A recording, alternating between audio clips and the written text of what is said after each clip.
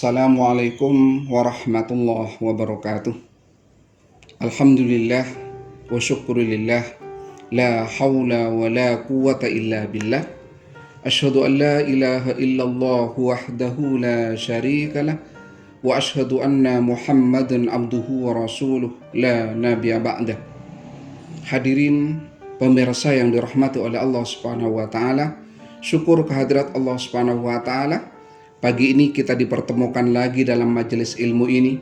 Mudah-mudahan apapun yang kita bahas hari ini akan memberikan siraman rohani bagi diri kita, dan mudah-mudahan Allah memberikan hidayah untuk agar kita bersama dapat mengamalkan ilmu-ilmu yang kita dapat. Hadirin yang dirahmati oleh Allah Subhanahu wa taala, suatu ketika Rasulullah bersabda, "Idza matal insanu inqata'a amaluhu." Idza matal insanu inqata'a amaluhu. Apabila manusia itu meninggal dunia, maka terputuslah seluruh amalnya. Dalam hadis yang lain disampaikan, "Idza mata ibnu Adam inqata'a amaluhu." Barang siapa yang anak Adam itu meninggal dunia, maka akan terhapus seluruh amal, akan hilang seluruh amalnya, akan terputus seluruh amalnya. Jadi tidak ada amal yang bisa masuk kepada dirinya illa min salasin, kecuali hanya 3 perkara.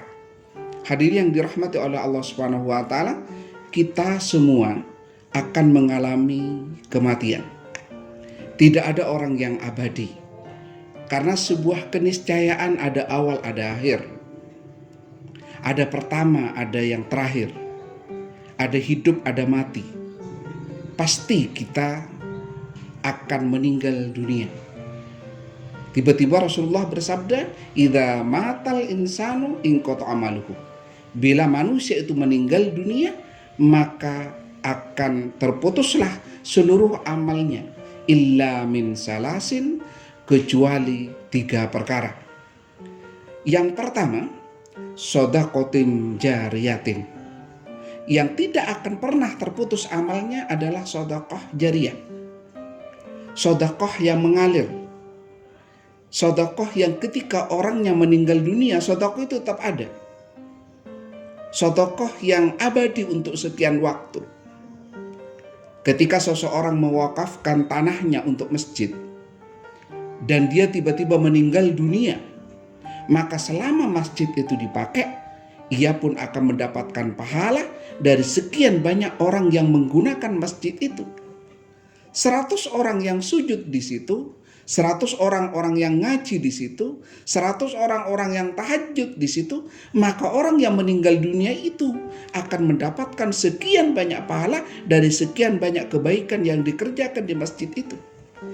Sajadah yang kita letakkan di masjid, atau batu bata yang kita sumbangkan di masjid, semen yang kita sumbangkan di panti asuhan, atau tanah yang kita wakafkan untuk jalan.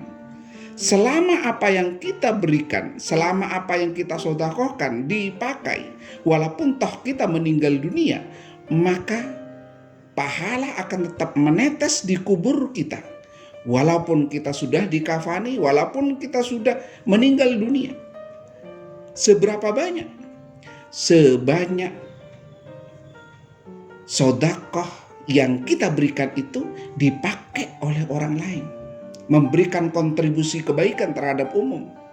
Kita sedekah tanah untuk jembatan.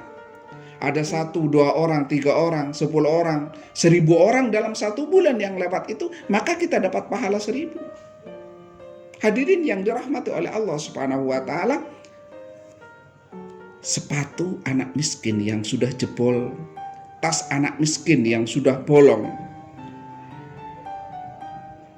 yang kita lihat tiba-tiba ada seseorang yang membelikannya.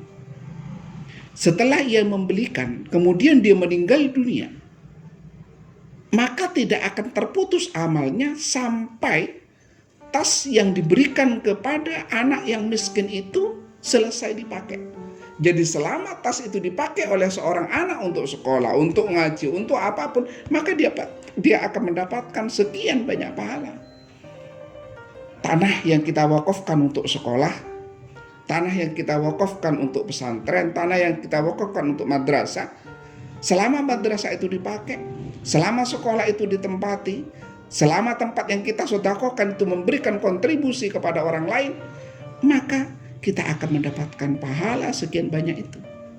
Agama menyampaikannya, man sanna sunnatan hasanatan falahu ajruha wa ajru man amila biha. Barang siapa yang berbuat baik, maka dia akan mendapatkan satu pahala, wa ajru man amila biha, dan dia pun akan mendapatkan sekian banyak pahala dari sekian banyak apa yang kita kerjakan itu dapat memberikan kontribusi kebaikan terhadap siapapun. Yang kedua, kata Rasulullah SAW, amal yang tidak akan pernah terputus adalah ilmun yantafa'u bihi, adalah ilmu yang bermanfaat. Hadirin yang dirahmati oleh Allah Subhanahu wa taala, Rasulullah pernah menyampaikan, katakan walaupun satu ayat. Ketika satu ayat itu diikuti oleh orang lain, ketika satu ayat itu memberikan sebuah penyadaran bagi orang lain, maka kita bukan hanya dapat satu pahala, tapi mendapatkan sekian banyak pahala dari sekian banyak ayat yang memberikan kontribusi positif bagi orang lain. Seorang guru yang menghapus papan tulis dengan membaca Bismillahirrahmanirrahim, kemudian muridnya 1, 2 orang, 3 orang, 4 orang, 5 orang mengikuti jejak kebaikannya, maka guru akan mendapatkan 100 pahala dari sekian banyak anak yang mengikuti jejak kebaikannya membaca Bismillah. Seorang ibu yang di dapur menggoreng ikan, kemudian dia baca Bismillah. Anak mendengar dengan telinganya, anaknya mengikutinya, anaknya juga diikuti oleh temannya yang lain, temannya yang lain diikuti dengan temannya yang lain. Maka sang ibu ini walaupun toh meninggal dunia akan mendapatkan sekian banyak pahala dari sekian banyak orang yang membaca Bismillah diakibatkan contoh yang dikerjakan oleh ibu pada saat hidup. Hadirin yang dirahmati oleh Allah Subhanahu wa taala, makanya Rasulullah menyampaikan, barang siapa yang punya ilmu akan tetapi tidak disampaikan, kasajari bila tamarin, seperti sebuah pohon yang tidak berbuah. Maka disampaikan walau biayah, walaupun hanya satu ayat. Karena dengan demikian dia mendapatkan satu pahala dan mendapatkan sekian banyak pahala dari sekian banyak orang yang mengikuti jejak kebaikannya itu. Orang yang menulis di WhatsApp, SMS, FB, IG, kalimat yang bagus, dia akan mendapatkan satu pahala. Sampai di situ tidak, wa ajru man amila biha, dan dia pun akan mendapatkan sekian banyak pahala dari sekian banyak orang yang membaca status yang kita tulis, yang status itu baik. Akan tetapi diingat, Rasulullah melanjutkan hadisnya, wa man sanna sunnatan sayyi'atan falahu wizruha wa wizru man amila biha. Dan barang siapa yang mencontohkan keburukan, dia mendapatkan satu dosa, wa wizru man amila biha, dan dia pun akan mendapatkan sekian banyak dosa dari sekian banyak orang yang mengikuti jejak kejelekannya itu. Jadi bagi orang yang menulis status di FB, di IG, di WA, di Instagram, di Twitter dan sebagainya, dengan status yang jelek, mendapatkan satu dosa. Sampai di situ tidak, dia akan mendapatkan sekian banyak dosa dari sekian banyak orang yang membacanya. Maka tinggal memilih, kita ingin dosa yang banyak atau kita ingin pahala yang banyak.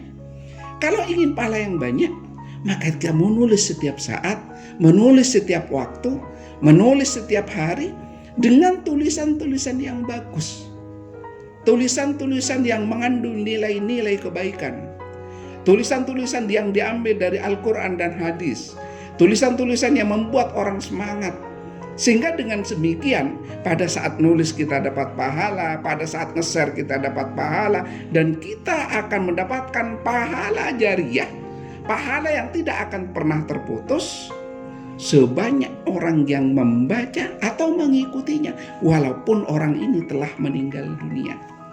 Itulah sebabnya penulis buku, orang yang menulis di medsos, atau seorang ulama yang menyampaikan ilmunya, seorang guru yang menyampaikan ilmunya, walaupun orang-orang ini meninggal dunia, maka selama ilmu itu diamalkan, dia akan mendapatkan pahala dari sekian banyak orang yang mengamalkannya. Yang ketiga, waladin soleh yad'u lahu. Amal yang tidak akan pernah terputus adalah doa dari seorang anak yang soleh. Saya ulangi, amal yang tidak akan terputus walaupun orang ini meninggal dunia adalah doanya seorang anak yang soleh itu. Makanya kita diajarkan, Rabbighfirli dzunubi wa liwalidayya warhamhuma kama rabbayani shaghira. Rabbighfirli dzunubi, ya Allah ampunilah dosa-dosaku, waliwalidayya dan kedua orang tuaku, warhamhuma kama rabbayani shaghira, dan cintailah, sayangilah keduanya itu sebagaimana dia mencintaiku semasa mulai kecil. Kalau orang tua kita meninggal dunia, apa yang harus dibaca? Setiap manusia pasti punya salah. Tidak ada manusia yang tidak punya salah. Setiap manusia pasti punya dosa. Setiap manusia pasti pernah melakukan sebuah kekeliruan. Maka ketika meninggal dunia, maka manusia pasti membawa dosa. Tapi manusia pasti juga punya kebaikan. Tidak ada satu manusia yang tidak punya kebaikan. Maka dia akan masuk surga ketika kebaikan itu diterima oleh Allah dan ketika dosa itu diampuni oleh Allah. Bagaimana cara agar orang tua kita diampuni dosanya? Diajarkan oleh Islam dalam sebuah sholat jenazah. Allahumma ufirli, Rabbi ufirli, Allahumma ufir lahu warhamhu wa'afihi wa'fu anhu. Allahumma ufir lahu warhamhu wa'afihi wa'fu anhu. Ya Allah, ampunilah dosanya, sayangilah dia, ampunilah dosanya. Maka ketika orang tua kita meninggal dunia, maka kita berdoa, Allahumma ufir lahu warhamhu wa'afihi wa'fu anhu wa akrim nuzulahu wa wassi' madkhalahu. Allahumma la tahrimna ajrahu wa la taftinna ba'dahu. Anak muda, kalau jenengan tidak hafal sepanjang ini, cukup Allahumma ufir lahu warhamhu wa'afihi wa'fu anhu. Insya Allah tembus. Insya Allah ini yang akan menyucikan dosa-dosa Bapak Ibu kita. Amal kita tidak akan mampu menebus kebaikan-kebaikan orang tua kita.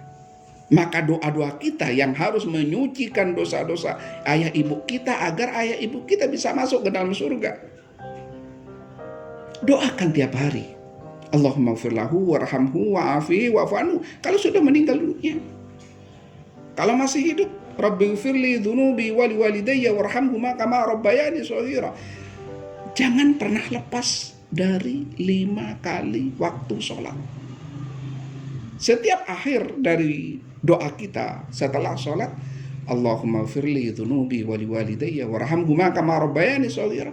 Kalau kedua orang tua kita sudah meninggal dunia, maka Allahumma ighfir lahu warhamhu wa'afihi wa'fu anhu. Kalau ibu kita, Allahumma ighfir laha warhamha wa'afihi wa'fu anha. Doa seorang anak untuk minta ampunan kepada orang tua, kepada Allah tentang dosa orang tuanya, insya Allah tembus dan tidak akan pernah dapat rintangan, dan Allah menerimanya, dan insya Allah kedua orang tua kita akan masuk surga Allah Subhanahu wa Ta'ala. Kesimpulannya, seluruh perbuatan amal kita akan diputus ketika kita akan meninggal dunia ketika 3 hal.